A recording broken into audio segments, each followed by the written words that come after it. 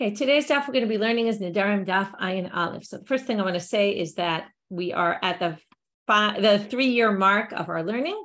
Tomorrow is the first day on the English calendar. Already on Sunday, it was on the Hebrew calendar of our 3 years. So congratulations to everybody for getting here, whether you started at the beginning of the 3 years or you're in the middle, but it's been 3 years since this cycle, and congratulations to everyone. I'm very proud of you reaching this point. Celebrating milestones is very important. Okay, 4.5 years left. So here we go. Today's daf is sponsored by Lisa Hartstein in loving memory of her father, Malcolm Mintz, Mordechai Nachum ben Tzvi V'Chaya Bluma, for whom she completes 11 months of Kaddish today, and who she misses very much. Thank you to my Kaddish buddies, including Duffers Judy and Emma, for their support and companionship. Okay, with that, we're going to get started with our daf. Our daf, I will warn you, is quite complicated, but what I attempted to do was to simplify it. I also made a study guide in English today to make it very clear. And so I recommend you use it for review. You use it while you're learning. I will share screen when it gets to the point where it's relevant. And you will be able, if you're watching the YouTube, you'll be able to see as we go through the chart. What I did was, as usual, when there's different options of how to understand this Gemara. Part of what makes a Gemara usually complicated is there's a lot of lack of clarity and different opinions and all that. So I took one approach that seemed to me the more, I would say the more pshat, the simple reading of the text, or what made the most sense to me. And that's the approach I went with. So if you're using commentaries and you see something different, don't be surprised. Okay, Mishnah. We're at the top of Ayin Aleph. Nadra v'hi arusa. We have a woman who takes a vow, and she's betrothed when she took the vow. So normally, what do we say? Her father and husband together can annul the vows. But nitgarsha bo bayom. She gets divorced that day. Okay, that's not so crazy. But the rest of this mission is going to be a little bit crazy. Nitarsa bo bayom. She then gets betrothed to somebody else that same day. Okay, number one, unlikely that would happen. Number two, halachically, that's a problem, because if you remember, you have to wait 3 months. Even from betrothal, although there were different opinions about it. So maybe you say this Mishnah follows one of the other opinions, or you would say that she just went against the law. Okay, in other words, she did something that she wasn't supposed to do. But if she did, okay, here comes the most ridiculous, preposterous part of this Mishnah. Afilu lemea, even to 100 people. Okay, imagine a woman in one day got engaged, divorced 100 times. This is obviously not meant to be a realistic case. And the case in general is really not realistic. It's a very hypothetical situation. And it's trying to get at, again, conceptually what's going on here. And this will be a good review for us about this whole nitrokna, reshut la'av, or labal, right? Do they get rights if somebody dies or somebody's not in the picture anymore? How does this work? And we're going to add an additional element. Okay, if you remember Megas Gaiz or Miklash Kalish, which clearly was an issue that comes up over and over, because it's, again, this basic idea about what happens when someone nullifies, the other one hasn't yet, and then something happens. One of them is no longer in the picture. How do we view what was done, what wasn't done? So this will be a good review. So what happens now? So again, she was married, not married, sorry, I have to be very clear. She was betrothed.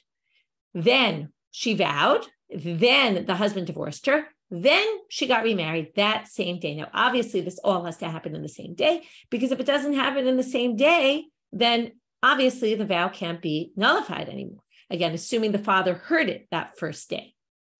So now, afilu lemea avia uba'alaha acharon mifirin nidareha.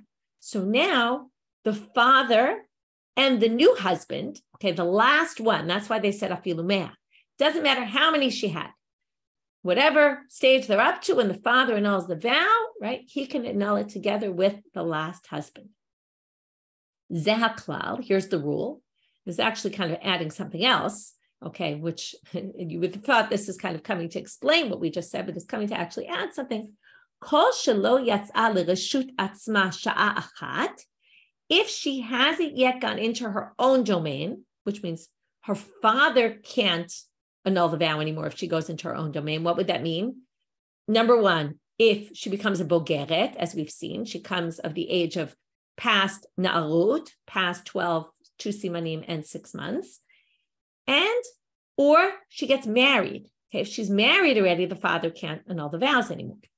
If she gets to the stage where the father can't annul the vows anymore, now what did we learn already? Remember, Okay, let's go back before I even continue this sentence. Let's go back and review. The husband, when he's married to her, he can't annul any previous vows. But when he's engaged to her, he can annul previous vows. Why? Because he can only annul them with the father, and the father can annul any previous vows. Obviously, it's all on the day they heard. But a vow that she made previously they didn't know about, and then they find out, so they can annul it together. So when the husband is a fiancé only, and he's betrothed to her, he actually has more capabilities than once he's married to her. Okay, and why is that? Only because he does it with the father. So now this is the key part. If he's betrothed to her and the father's not in the picture anymore, because she's obviously what we're talking about in this Mishnah is previous vows, because she made them before he was betrothed to her. This is what we call kodmi, right? We learned ein haba mefer b'kodmi. The husband, once he's married to her, can't go back and do any vows from before the marriage, but the fiancé is allowed to, because the father can, and therefore he can with the father, because it's all done together. It gives him a little bit of extra power. Now, but only because it's done together. So therefore, if she hasn't yet left her father's domain, meaning she's not in her own domain yet, meaning she hasn't gotten married and she hasn't become of age, sha'a achat, even for 1 hour, avia ubala ha'acharon mefirim nedareha. So then the two of them together are allowed to nullify a vow that was done when she was in the domain of the previous husband. Again, assuming this all happened on the same day. Because, right, if it happened, okay, now the truth is, the one thing the Mishnah doesn't mention, and this is important, are we talking about vows that the first husband knew about, first fiancé? Okay, we're going to just call him husband for simplicity, but we're talking about fiancé, okay, only from betrothal. Now, are we talking only about vows that the first husband knew about, or even vows he didn't know about? Okay, only vows he didn't know about. Okay, and that's going to be a question in the Gemara. It doesn't really say anything in the Mishnah. The Mishnah just says, again, let's just go through very quickly from the beginning, because this is all the basis. This is the easy part, but it's all the basis of today. So she vows, nadra, hi arusa, she's betrothed. Nitgar shabo bayom, she gets divorced. Now the assumption is she took a vow in the morning, let's say, or she took a vow a while ago, and the husband either. Now, we don't know. Did he hear about it? Did he not hear about it? We don't know exactly. Then she gets divorced. Then she gets betrothed to someone else, even to 100 people. In the end, her father and the last husband are the ones who can annul. They can annul any vow. And the rule is, as long as this is all, basically, this is a way of saying all that we said is true only if she wasn't a Bogeret yet, and she didn't marry the second guy. If she married the second guy, then he's not allowed to annul anything from before. Okay? So, and this would be the same if she's widowed. It's the same. Widowed, divorced, it doesn't really matter. They just happen to pick an example of divorced. Okay. So that's the basic. Now, the Gemara asks us, if this was said in the Mishnah, but you're going to see from the way the Gemara approaches it, they're going to say, well, it wasn't really said in the Mishnah, but it's clearly Shmuel's understanding of the Mishnah. Because in a minute, we're going to have Shmuel's answer, and the Gemara is going to relate to this entire thing as Shmuel's opinion. From where do we know that arus acharon mefer nedarim shenir'u la'arus rishon? Shmuel's understanding of the Mishnah, and it seems like a pretty reasonable understanding, even though it doesn't say so explicitly, is that this Mishnah is showing, or at least Shmuel thinks this may be from some other place, that the new fiancé is allowed to nullify vows that the first fiancé knew about. Okay? Again, it never said in the Mishnah whether the first fiancé knew about this or not, but we're assuming that that's what Shmuel is assuming here, or the Gemara is assuming when they ask this question, and Shmuel is going to answer it with a proof that we must be referring to a case where even if the first husband knew about the vow, still the second husband is going to be allowed to nullify. You might say, once the first husband knew about it, well, it's true. Okay, again, this is all based on the basic halacha that a husband who's betrothed to a woman is allowed to go back and annul or nullify any vows that she had before, because he's nullifying together with the father. Now here they question, almost they raise, well, and we're going to see this is actually a machloket, which Shmuel's going to prove, is that it doesn't matter if it was known to a previous husband or not. We'll see that there is an opinion that says no. He can annul previous vows, but not if they were when she was under the domain of a different fiancé. Okay, she was betrothed to somebody else, then already you can't annul it. Okay, that's the debate here. Okay, it's not really listed as a debate. That's the question that the Gemara is making an assumption here that this is even relating to vows that the husband heard. Because if you remember, we keep talking about every time there's a vow, when we had those cases of one died, right? One heard, one didn't hear. Okay, it obviously makes a difference if someone knew about it or didn't know about it. So the question is, how much of a difference does it make? There's one husband knowing about a vow of his wife. Again, I'm saying husband and wife, I mean engaged husband and wife. How much does that affect the next fiance's ability to annul the vow? So Shmuel thinks it doesn't affect his ability at all, as long as it all happened in the same day. So we're going to assume now, the way to read the Mishnah, according to Shmuel, is she got up in the morning, she took a vow, or she took a vow a few days ago, we don't know, but the husband finds out that morning. In that day, he divorces her. Okay, maybe because of the neder, maybe not, we don't know. He divorces her, okay, we don't know what he did. Did he annul it? Did he nullify it? We don't know. But once he divorces her and she goes back to the domain of her father, but then she gets betrothed to someone else, right? So obviously in the moments before the new betrothal, the father has exclusive rights to nullify the vow. But once she gets betrothed to someone else in that same day, that person has rights to nullify the vow that was heard in the morning by her husband. That's how Shmuel reads the Mishnah, even though it doesn't say so explicitly. So what we're going to do right now is we're going to have a proof from a text from the pasuk. Where does he get this from? We're going to question it and then prove it a little bit better. And then we're going to prove it from the Tosefta. We're going to bring a Tosefta that supports Shmuel. Shmuel, remember, is an Amora, and it's always good if you can bring Tanaitic sources. And that's going to be the complicated part of today. It's, again, it hopefully will not be very complicated at all because I've organized it very well. But again, according to one commentary, why I say complicated because there's different ways of reading it. So that makes things complicated. We're going to read it in one way, so hopefully it won't be so complicated. So Minalim, where do we get this from? Amar Shmuel, Amar Kra, Im hayotiyeh leish, unidareha aleha. We've already seen this verse a few times. Im hayotiyeh leish. Hayotiyeh sounds like to kiddushin. Now we already know it sounds like our case of two, right? She was betrothed to two men. Unidareha aleha. What does that mean? And her vows are upon her from before. So since it mentions these two betrothals in the pasuk, and it says her vows were upon her, they say this comes to include Nedarim shayu aleh kval. It means he can nullify vows that were on her from before, meaning even from her first husband. To which the Gemara says, what do you mean? Just because it says Nedarei aleh, he has the rights to nullify previous vows. Who's to say vows that the first husband saw? Maybe not. Maybe Nedarei aleh means any vows that were upon her before, as long as they weren't known by the first husband. If known by the first husband, that was his domain. You can't come into someone else's domain.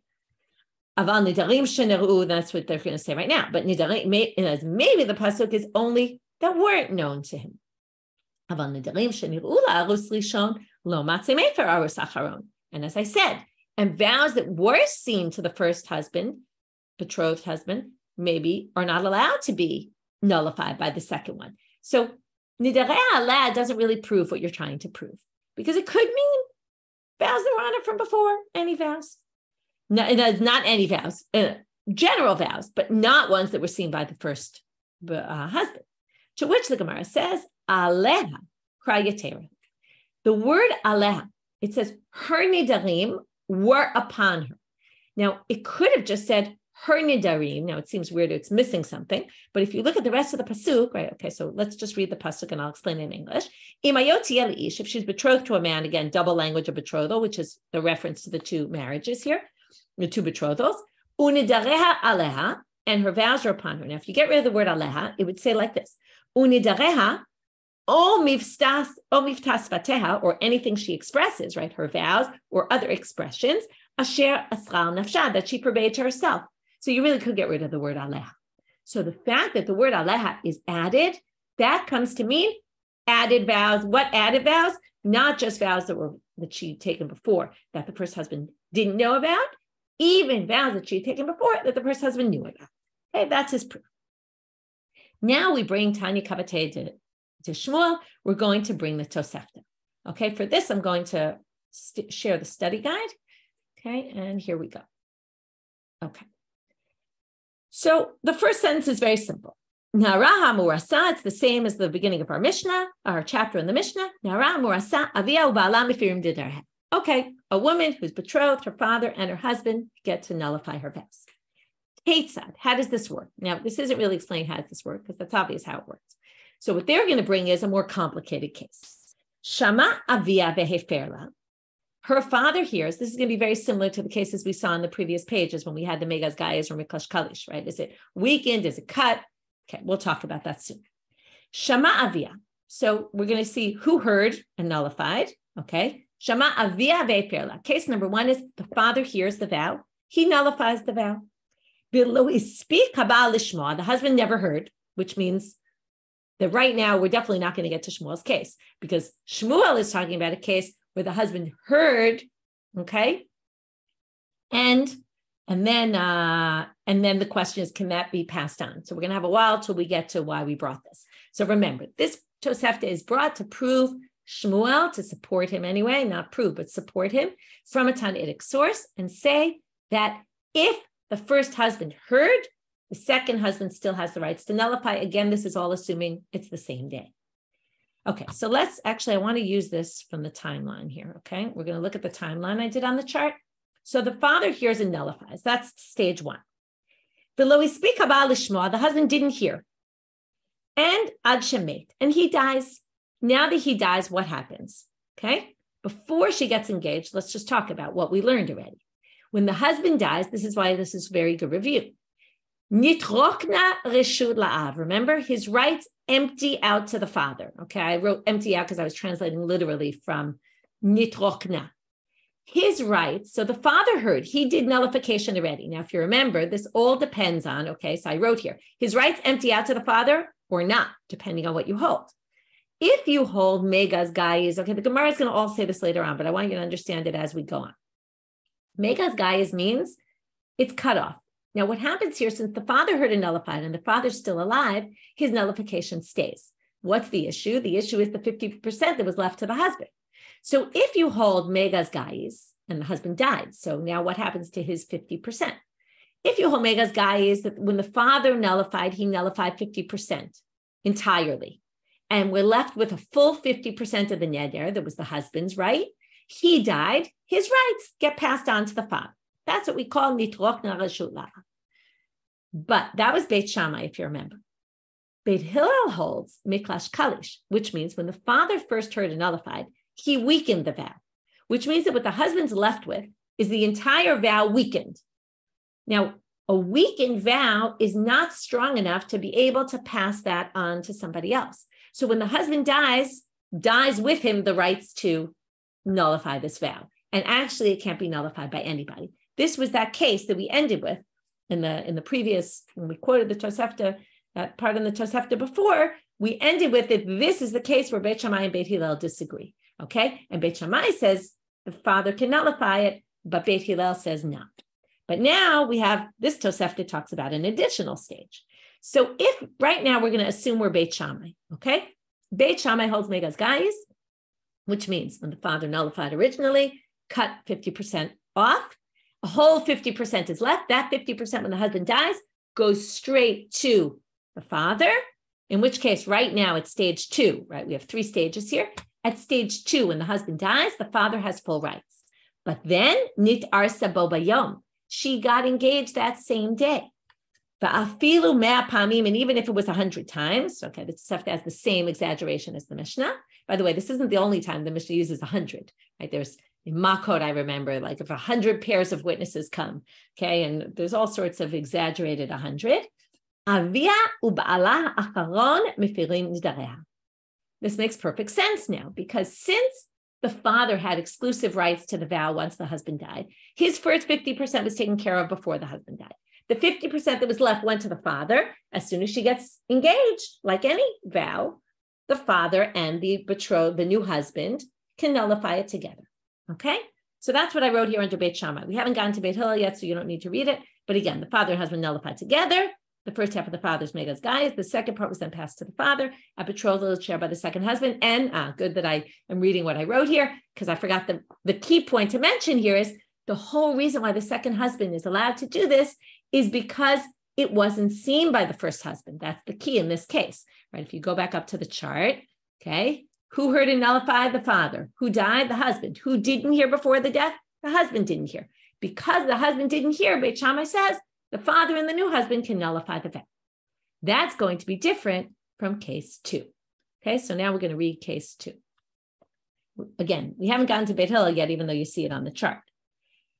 Shama ba'ala veheferla, if the husband hears and nullifies, this is the opposite. Before was the father, now it's the husband hears and nullifies. Below his speak ha'av lishmoa ad shemet habal. Now again, the husband died, but because we want to always end up with the case of the father, and the question is, can he share it with the new husband?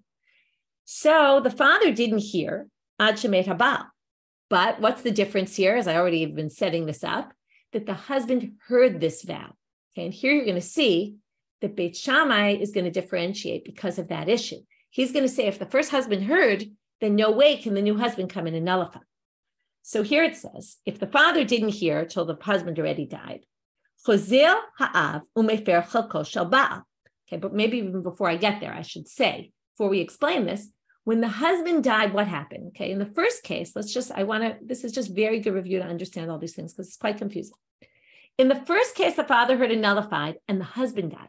Since the father was still alive, his nullification stayed. Remember, that was the whole thing. It was just a matter of, is it cut entirely his half, or is it weakened? And then that led to what we talked about, Machlokes Beit Shammai Beit Hillel, which we'll see inside soon. In the second case, the one who heard and nullified died. If you die after you nullify, your nullification is canceled because you're no longer alive. So you can't kind of join someone who's alive when you're dead. So therefore, no matter whether you say Megas Gaius or Miklash Kaddish, it's irrelevant. The nullification is canceled. So the husband died. So now what happens? This is the classic case where everyone agrees, nitrokna la'av.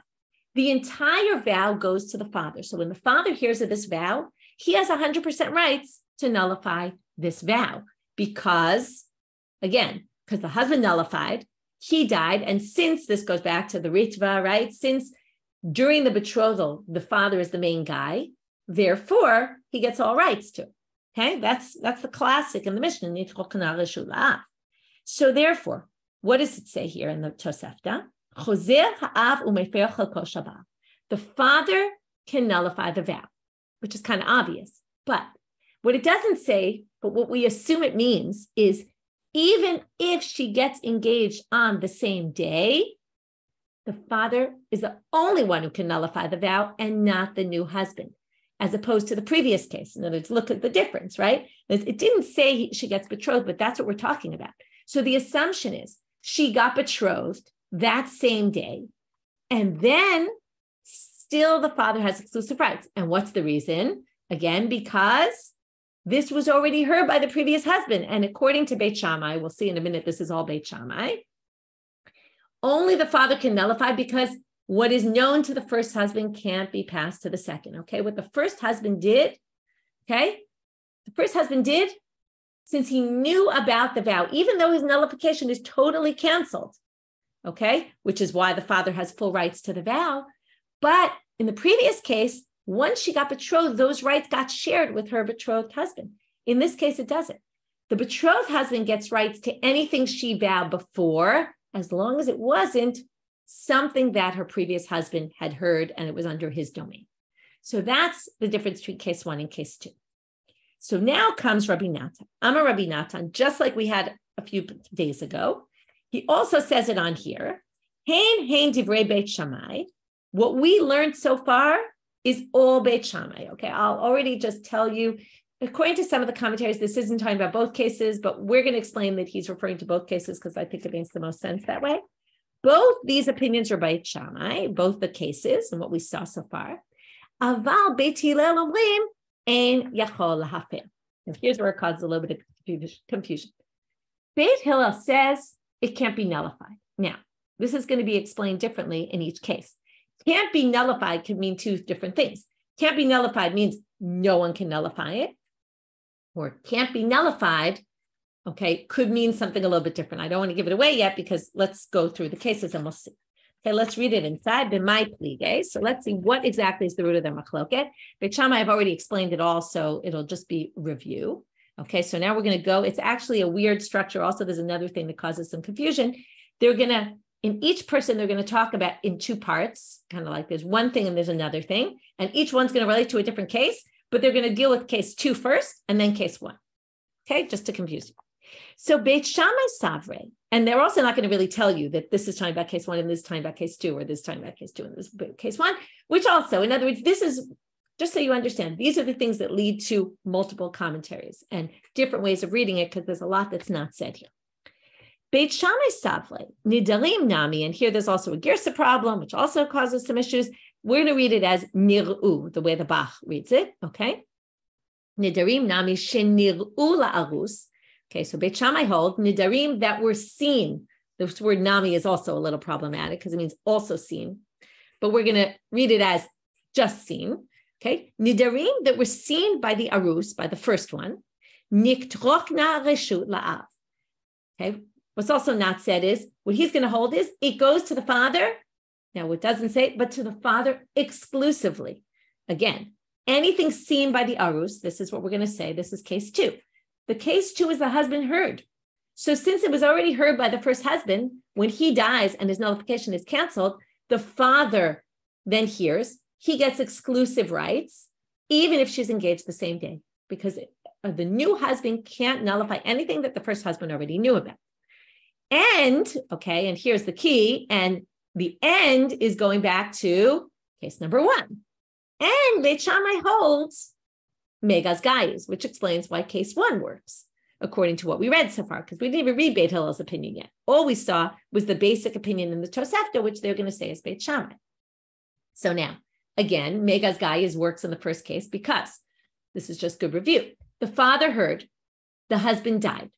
So now the father's nullification took care of the full 50%. I want to say like 100% of the 50%. So that's out of the picture. And we're left with a complete 50% of the vow. That's the husband's, but he died. So his rights get given over to the father 100%. Once they're the father's, because that was the father's, right? Once they're the father's, they're 100% the father's. So when she gets betrothed that next day, that same day, the father and the new husband get to nullify it. Why? Because it wasn't ever seen by the first husband. The first husband never knew about it. So this would be a vow that Beit Shammai says, we do give rights to the new betrothed husband because the first betrothed husband didn't even know about it. That's Beit Shammai. But you can see how many words I'm adding, right? That's always the issue here because all this is not really mentioned in the text. This is what the commentaries say. Beit Hillel Savle, Avia u'Ba'ala Acharon Mifirim Nidareha. So again, the first part of Beit Hillel is referring to case 2. He says, now you have to remember, this is critical. Beit Hillel had said, according to Rabbi Natan, Ein Yachol Lahafer. Ein Yachol Lahafer is going to mean different things in case 1 and case 2. Okay? In case 2, it means, what did Beit Shammai said? Beit Shammai said only the father can nullify the vow here because it was already known to the first husband. Beit Hillel says no. Ein Yachol Lahafer means the father can't nullify it alone. He needs the other husband. So even though the simple reading of Ein Yachol Lahafer means it can't be, it doesn't mean it can't be. It means he can't do it by himself. It's a reaction to Beit Shammai. Beit Shammai said only the father. Ein Yachol Lahafer means the father can't nullify it without the second husband. And why is that? Because he says, Avia u'Ba'ala Acharon Mifirim Nidareha. The two of them do it. Now, why do the two of them do it? Because again, what is Beit Hillel? And this is what we've been looking for the whole time. To remember where we started. We want to prove for Shmuel that a second husband can nullify even vows that were made that were known to the first husband. So here's your case. The husband heard and nullified. The husband, right? I'm going back to the case here, the timeline. The husband heard and nullified. Then the husband died. Okay. So now his nullification is canceled, but it's a vow that he already heard. So when the father hears, since the first husband's nullification was canceled, it all gets dumped to the father. However, once she gets engaged, just like any other vow, because Beit Hillel doesn't think that there's a difference between whether the first husband heard or whether he didn't hear. Therefore, the second husband gets rights to the vow. Okay, he can be made for kodmim, any kodmim, anything that preceded his betrothal, he's allowed to. So that's Beit Hillel in case 2. And that was why we brought this. This whole thing was brought for that line, because this line proves Shmuel. Remember, I'm just going to read it inside. The question to Shmuel was, how do we know that the arus acharon mefer nedarim shenig'u la'arus rishon? And here you have it. The second arus is allowed to nullify vows that were said by the first husband. And to the extent that the father can't do it by himself because of that, because it's a classic case of a betrothed woman who has both rishuyot, right, both upon her, both the husband and the father together can only annul the vow, not one without the other. Now, going back to case 1, vilo megas gayis, which basically means miklash kalish. When it comes to case number 1, the father now, lo yachol lahafer here is going to mean something entirely different. Lo yachol lahafer here is going to mean nobody can nullify the vow. Because again, the father heard, he nullified it. The husband died. So when the husband dies, what happened? The father, if he only weakened the vow, then the husband is left with a weakened vow. So in this case, we don't say, according to Beit Hillel, nitrochna reshut la'av. No, that's too weak to be able to pass it on to somebody else, in which case, nobody can nullify the vow. And that's a good review of what we saw previously. So that's what we did right now, okay? A little bit of a complicated section, but hopefully this is clear and organized. And as I said, use the chart. And if you want the chart in Hebrew, you can look on the Hebrew side of the site. If you want to see it with the words of the Gemara, it might be helpful also. Now we end with just a question. This is a lot simpler. Gerushin kishtika damya o kehakama damya. Divorce, if the husband hears a vow of his wife and divorces her that day, is his divorce, the act of divorce, is that considered like just silence and no reaction? Okay, how do we talked about that there's multiple reactions you could have to a vow. There's silence, which in the beginning is not really viewed as anything. If it's already the day passes and he was silent, that's as if he established, ratified the vow. Then there's ratifying the vow actively. And then there's nullifying the vow. So the question is, when he divorced her that day, let's say it's 12 o'clock in the middle of the day, so you still have the whole day left, right? Part of the day left. Did he establish the vow as a vow by divorcing her? Or is it just like silence, like he didn't do anything? So let's read it inside. Is it kishtika damya? Is it like silence or kahakama damya? To which the Gemara says, L'may nafka. What's the difference? What does it matter? Well, kigon shenadra, they're going to give another ridiculous case. Nadra, she vowed. Shama ba'ala, he heard about the vow, he knew about it. Vigersha, and then he divorces her. Va'ahadre biyomi, and he remarries her that same day.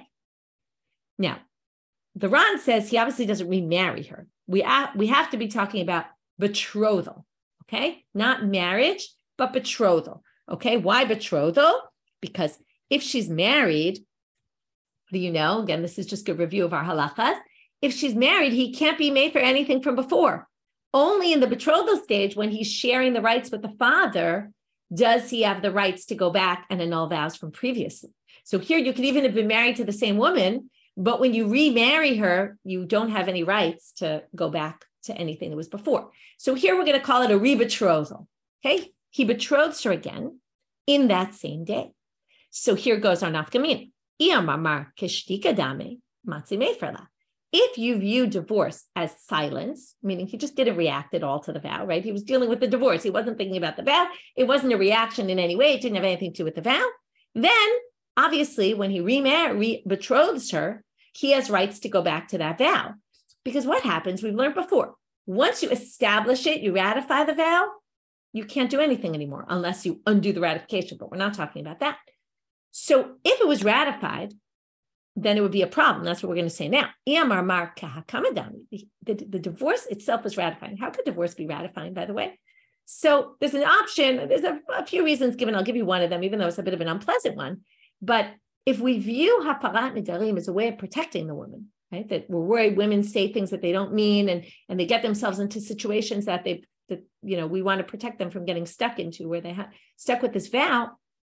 So the hafara is to protect her. Now, if he's divorcing her, he's obviously not pleased with her and doesn't really care about her well-being. And therefore, his divorce, in essence, is saying, keep your neder. I don't care, and it's actually a ratification of it. So if it's a ratification of it, lo maseh perla, then when he remarries her, re-betroths her that day, and theoretically, he and the father together should be able to undo annul vows that she had said previously, but not if they were actually established. So if they were ratified, if we view the divorce itself as ratifying, then we'd have a problem. So we're left with a question, and tomorrow we'll see how the Gemara answers this question. And with that, we'll finish for today. Have a great day, everyone.